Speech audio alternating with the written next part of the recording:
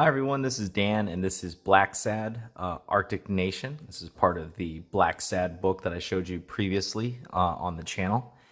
And continuing on this series here, I wanted to go through all three stories within this book and honestly continue this this series overall because it's really, really good. And I feel almost guilty that I kind of underrated this book when I first heard of it. And now that I know how good it is, man, it's like I want to keep covering this book. It also helps that it is technically a BD, despite it being created by Juan Diaz Canales and Juanjo Guarnido, who are both Spaniards, but originally released in the Franco-Belgium market as a BD, and then re-released shortly after in its native Spanish and then also Italian, German, and thankfully translated to English and published here in the United States. Very rare. Not a lot of BDs get translated in America. So whenever you can get one, you definitely should look for it.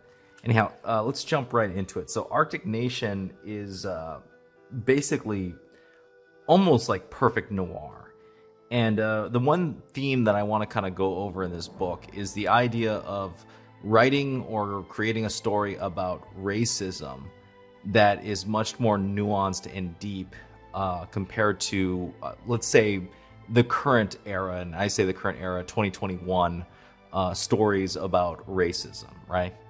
And one of the things that I think gets kind of misunderstood is the idea that, oh, well, you know, people who, there's a lot of people say, right, that and you can say it's Comicsgate or alt-right or anti-SJW, whatever you want to call it, right, that are against making stories about racism or stories about politics. And I don't think that's actually true. I think what it really is they're against stories that are poorly written and are just one-dimensional stories about racism. What is great about Arctic Nation is it's, first off, it is a story about racism, but it's done in such a way that it's just almost integral to what it's all about, and it feels very natural and very well developed and very well written. And this book, I mean, initially when I first read it, there were certain things about it that kind of put me off. And then, I don't know why, but I read it again and a third time, and it just kept getting better and better every time I read it. And because you can catch all the details, especially in Juanjo Guarnido's art. And by the way, the art is fantastic, obviously, just like on the previous review. But this story, in my opinion, is a perfect example of how to write a story about racism that actually has great impact. Compared to a lot of the modern stuff now, which isn't really stories about racism. It's really stories about it. It's actually not even stories. It's mainly just lectures or just people just ranting, which, isn't the reason why you pick up these books. But anyway, I've gone on for like 3 minutes now. So here we join John Blacksad. He's on a case right here. And you get a great sort of, this is classic noir. Noir always has these sort of diary entries as he's looking on to a scene right here. Everyone's looking at it, and what is it? It's this buzzard who's been hung up here. And it's an interesting story of, black versus white. But in this case, it's set in the premise of animals, right? Black colored animals versus white colored animals, right? So he goes to this poor neighborhood, meets up with Miss Gray, this lady right here, who's a school teacher, and she asked John Blacksad to look for this missing girl, Kaylee, who has just been, her mother hasn't called her in, nobody knows where this girl's at, and it's up to John Blacksad to kind of find where this girl's missing. And she also gives the story of the neighborhood and just the tragedy of this whole area. It's a very poor, depressed area. And then we jump over and we get an obvious allusion to Nazis and KKK, sort of white supremacist groups right here. And the typical sort of dialogue that you would have into it. But it's not really force-fed because when you get into it, it becomes a part of the backstory of what's going on. The child that he's looking for is a colored child. So he's trying to find this colored child in a neighborhood that obviously has a lot of racial tension. And this is how you make that sort of thing a part of the story rather than just something that you ham-fist into the story, which is what a lot of modern comics do. And it's very well done.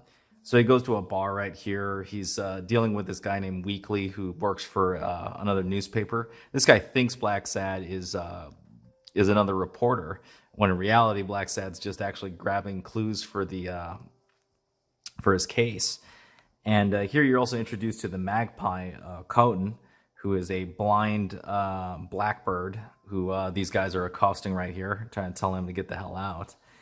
And there's a lot of allusions to post-war America, like post-World War II America, and the racial tensions of America at that time. That's kind of where a lot of this is drawing from, despite being set with animals and stuff. So here Blacksad kind of has fun with the white animals that come over to him and saying, "Hey, does my muzzle count enough for it?" This is also really good, like, use of humor to kind of bring the humanity of the characters and not just make it some black and white affair. No pun intended, right? So he ends up getting into a fight at the bar, and he ends up getting called in by the sheriff, Corrupt here, who's this big polar bear. By the way, the photos here of him showing off early on that he's not really, he like has the look of a perfect husband while this dude here is grabbing his wife. So he goes into some long baned lecture right here. It's a little, this part here is a little ham-fisted with the Confederate flag and the saber and everything. And then his wife shows up and he gets some fun right here. The facial expressions by Guarnido, by the way, are excellent. This is just great art. And you get a movie scene here, some just cheesy 1950s, 1960s animal movie. And Blacksad's sitting in a drive-thru. Finally meets the mother of the girl who's missing right here, which is this lady right here, Dina. And they finally show up, and she explains her situation, that she doesn't believe she'll get fair justice because of the color of her skin. And of course, he decides to help her out while also kind of insinuating that she's involved in some dirty stuff, which pisses her off. So he actually got that information from Weekly, who's a little son of a bitch reporter. Kind of a gossiper that gets him in trouble all the time. And he actually ends up here you have sort of an allusion to black supremacist groups right here. And this is where the story is like really good. It shows both sides of it, right? Not just the white supremacist groups, but also the black supremacist groups. Now both of them are kind of not exactly, good actors right here. Here they beat up the shop owner, and they freaking force Weekly, the reporter, to print a story for them. And then they're about to start a fight with Blacksad because they're telling him, how come you haven't, dyed your beard black, right? And he kind of tells them to basically fuck off, which is great. You end up basically really liking Blacksad as a character. He feels like he's not interested in the whole race thing. He's interested in ultimately what is right and what is good. And that, in my opinion, is like perfect for storytelling. When you make it into just sort of like my side is always good and your side is always wrong, blah, blah, blah, blah. If you make it into just a political piece, you lose the soul and the humanity. And really what the characters are, individual actors within the story that have their own sort of autonomy and sort of growth right here. And you can see here Blacksad, he doesn't really care for either of these groups, whether it's the Black Claws, which are the sort of black supremacist group, or the Arctics, which is the white supremacist group. And of course, he's kind of here moping, pissed off about the situation, and ends up basically running down clues. So he runs down Old Smith, this rich white guy whose son is kind of a retard. Sorry, probably going to get nailed by YouTube for saying that, but that's basically how it's kind of done in the story, right? And Blacksad kind of gets his 2 cents in, digs in right here, whereas Weekly ends up finding some stuff going on with the wife cheating on her husband, and things go around and around. You get a lot of plot twists. Dina ends up getting murdered. And this basically starts the escalation forward, along with Weekly printing the article that the Black Claws asked him to print, and it leads into a final confrontation at basically an aircraft warehouse where you get an obvious KKK allusion here. A little bit on the nose for the creators here. It's just sort of like, okay, fine, whatever. You basically, this is a story set in America, but we're going to use animals. Okay. But yeah, I'm not going to spoil it too much, but turns out, the polar bear's wife ends up being a big part of the whole mystery right here. And I don't want to necessarily spoil the whole story, but the twist, remember, this is a noir story, so the twist is kind of part of the enjoyment. And I feel like I ruin that enjoyment if I tell people everything that goes on, right? But as far as how good of that twisted, I thought it was excellent. And I thought, in general, in terms of just noir detective storytelling, right here, the Arctic Nation is excellent. And just all around fantastic comic book, fantastic story. Very well done. Probably one of the better stories that use racism as a backdrop for the premise, right?